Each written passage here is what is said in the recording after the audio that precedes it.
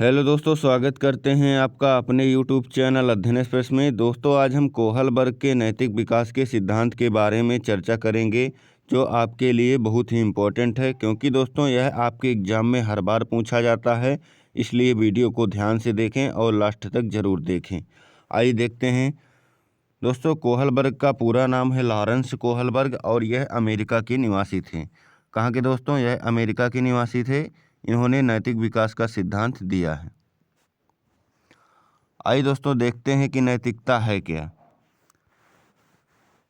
नैतिकता दोस्तों वह गुण होता है जिससे हमें सही और गलत की पहचान होती है। इसे सामाजिक परिवेश से ही सीखा जाता है। जब बालक का जन्म होता है तो वह ना तो नैतिक होता है और ना ही अनैतिक होता है। वह अच्छा या बुरा समाज से ही सीखता है। ठीक है दोस्तों, आइए देखते हैं मोरल डेवलपमेंट थ्योरी। दोस्तों, कोहलबर्ग ने नैतिक विकास सिद्धांत को अवस्था सिद्धांत भी कहा है। क्या कहा है दोस्तों? स्टेज थ्योरी, अवस्था सिद्धांत भी कहा है। उन्होंने नैतिक विकास सिद्धांत को 6 अवस्थाओं में विभाजित किया है और उन्हें सार्वभौमिक भी माना है, यानी यूनिवर्सल। दोस्तों, सार्वभौमिक क्या है? तो यहाँ पे सार्वभौमिक का तात्पर्य है कि कोई भी बच्चा हो वह इन अवस्थाओं से होकर अवश्य गुजरता है। कोई भी बच्चा हो वह इन अवस्थाओं से होकर अवश्य गुजरता है। दोस्तों, नैतिक विकास की अवस्थाएं एक निश्चित क्रम में आती हैं। इस क्रम को बदला नहीं जा सकता। ध्यान दीजिएगा दोस्तों, एग्जाम में पूछा भी जा चुका है। नैतिक विकास की अवस्थाएं एक निश्चित क्रम में आती हैं। इन क्रम को बदला नहीं जा सकता। ठीक है, अगला पॉइंट है हमारा, नैतिक अवस्था की अंतिम अवस्था में पहुंचने वाले बच्चों की संख्या बहुत कम होती है और नैतिक तर्क शक्ति के आधार पर बालक में व्यक्तिगत विभिन्नता होती है। ठीक है दोस्तों, कोहलबर्ग ने नैतिक विकास की कुल 6 अवस्थाएं बताई हैं, जिन्होंने दोनों अवस्थाओं को यानी दो अवस्थाओं को एक साथ रखकर 3 स्तर में रखा है और इसकी व्याख्या इस प्रकार की है। आइए देखते हैं। देखिए दोस्तों, यहाँ पे जैसे पहली अवस्था है पूर्व परंपरागत अवस्था, यानी प्री कन्वेंशनल स्टेज। इसको दो भागों में बांटा है, जैसे आज्ञा एवं दंड की अवस्था, दूसरा है अहंकार की अवस्था। और सेकेंड अवस्था है यहाँ पे परंपरागत अवस्था। इसको भी दो उप अवस्थाओं में बांटा है। कौन कौन सी? प्रशंसा की अवस्था और सामाजिक व्यवस्था के प्रति सम्मान की अवस्था। और तीसरी है दोस्तों उत्तर परंपरागत अवस्था, यानी पोस्ट कन्वेंशनल स्टेज। इसको भी इन्होंने 2 उपावस्थाओं में रखा है, जैसे सामाजिक समझौते की अवस्था और सार्वभौमिक सिद्धांत की अवस्था। दोस्तों, इन्हें थोड़ा विस्तार से हम चर्चा करेंगे। आइए देखते हैं। जैसे पहली है दोस्तों पूर्व परंपरागत अवस्था। इसको इन्होंने बताया है कि जब बालक बाहरी तत्व या घटना के आधार पर किसी व्यवहार को नैतिक या अनैतिक मानता है तो उसकी नैतिक तर्क शक्ति प्री कन्वेंशनल स्तर कही जाती है। कब दोस्तों? जब बालक बाहरी तत्व या घटना के आधार पर किसी व्यवहार को नैतिक या अनैतिक मानता है तो उसकी यह नैतिक तर्क शक्ति क्या कहलाती है? प्री कन्वेंशनल स्तर के अंतर्गत आती है। ठीक है, इसमें 2 अवस्थाएं होती हैं जो हम ऊपर अभी देख चुके हैं। कौन कौन सी? पहली है आज्ञा एवं दंड की अवस्था, जिसे स्टेज ऑफ ऑर्डर पनिशमेंट। दोस्तों, इस अवस्था में बालक का व्यवहार इसमें दंड के व्यय पर आधारित होता है। यहाँ पे दोस्तों दंड है, दंड के व्यय पर आधारित होता है और इसी डर से वह अच्छा व्यवहार करता है। ठीक है दोस्तों, इसमें जब बालक को दंड दिया जाता है तो वह डर के कारण ही अच्छा व्यवहार करता है। अगला पॉइंट है हमारा, इस प्रकार नैतिक विकास की शुरू की अवस्था को ही बच्चों की नैतिकता का मुख्य आधार माना जाता है। बच्चा सोचता है कि दंड से बचने के लिए किसे दोस्तों? दंड से बचने के लिए आदेश का पालन करना चाहिए। वह इस स्टेज के अंतर्गत केवल दंड से बचने के लिए ही आज्ञा का पालन करता है। और अगला पॉइंट है हमारा, सही गलत का निर्णय दिए गए दंड वह पुरस्कार से करता है। सही और गलत का निर्णय किससे करता है? दंड व पुरस्कार से करता है। आइए देखते हैं अगली अवस्था। अगली है दोस्तों अहंकार की अवस्था, स्टेज ऑफ ईगो।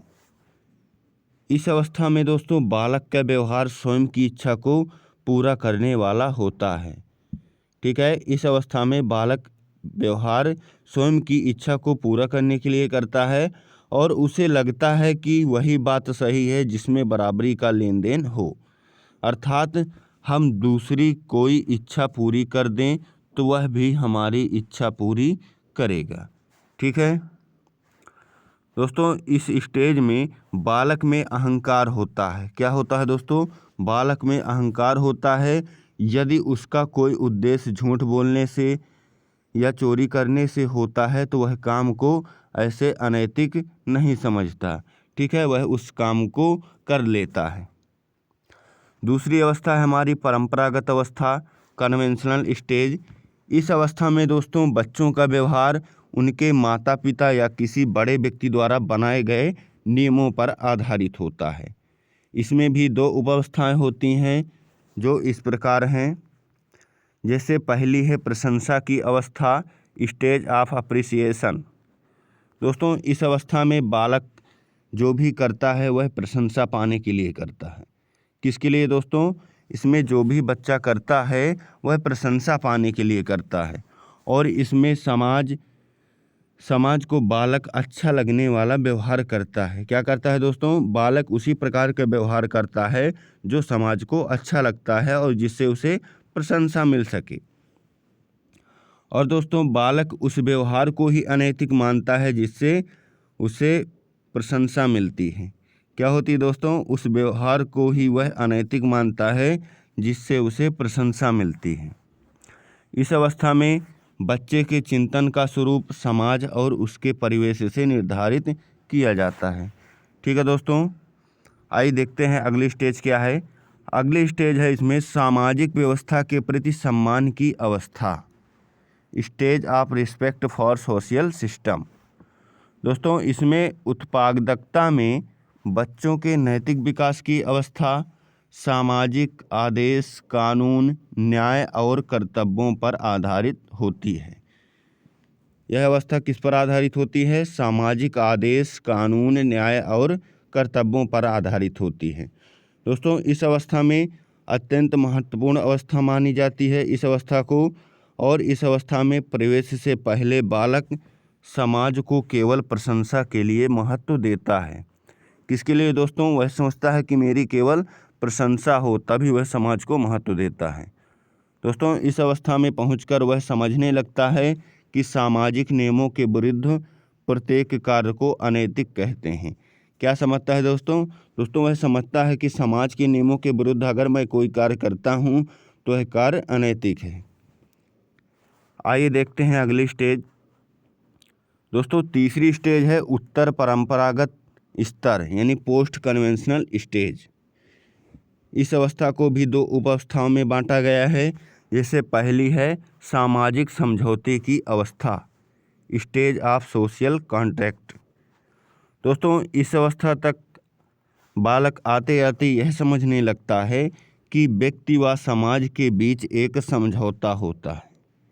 ठीक है दोस्तों, वह यह समझता है कि व्यक्ति और समाज के बीच एक समझौता होता है और व्यक्ति यह मानने लगता है कि हमारा दायित्व है कि हम समाज के नियमों का पालन करें क्योंकि समाज हमारे हितों की रक्षा करता है। ठीक है दोस्तों, यह सोचता है बालक और वह सोचता है कि अगर नियमों का पालन नहीं करते तो व्यक्ति व समाज के बीच समझौता टूट जाता है। परंतु यह इस अवस्था में यह समझा जाता है कि समाज की सहमति से सामाजिक नियमों को भी बदला जा सकता है। ठीक है दोस्तों, और इसकी है सेकंड अवस्था, क्या है? सार्वभौमिक सिद्धांत की अवस्था, यूनिवर्सल प्रिंसिपल्स इंटरेक्शन स्टेज। दोस्तों इस अवस्था को विवेक की अवस्था भी कहा जाता है। क्या कहा जाता है दोस्तों? विवेक की अवस्था। ध्यान दीजिएगा, पूछा जा सकता है कि विवेक की अवस्था किस अवस्था को कहा जाता है? तो सार्वभौमिक सिद्धांत की अवस्था को कहा जाता है। दोस्तों, इस अवस्था में व्यक्ति के अच्छे, बुरे, उचित और अनुचित विषयों पर स्वयं के व्यक्तिगत विचार विकसित हो जाते हैं और अपने बनाए गए नियमों पर चलते हैं। ठीक है। इस अवस्था में बालक अपने विवेक का प्रयोग करने लगता है। दोस्तों, इससे प्रश्न बन सकता है कि बालक अपने विवेक का प्रयोग किस अवस्था में करने लगता है? तो यह सार्वभौमिक सिद्धांत की अवस्था में करने लगता है। ठीक है दोस्तों, इन अवस्थाओं को नाम जरूर याद रखें और किस अवस्था में बालक क्या करता है, यह विशेष महत्व है।